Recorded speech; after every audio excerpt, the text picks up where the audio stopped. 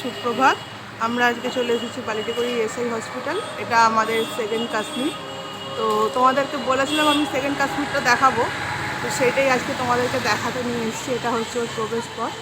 তো আমরা এরপর এর ভেতরে গিয়ে তোমাদেরকে সবটা দেখাচ্ছি।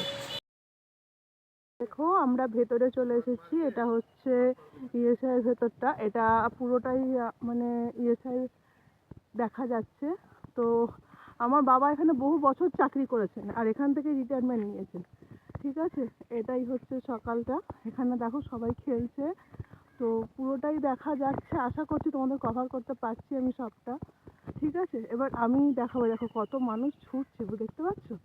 তো আমি বাকিটা তোমাদেরকে দেখাচ্ছি সামনেটা গিয়ে।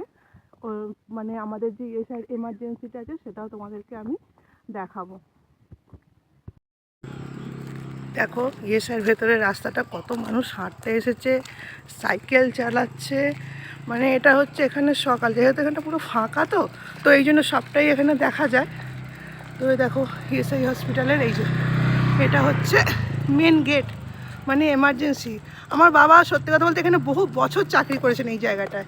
তো সেই জায়গা থেকে এটা আমাদের খুব প্রিয় জায়গা, শান্তির জায়গা, খুব নিরিবিলি বলে এখানটা আমরা খুব পছন্দও করি।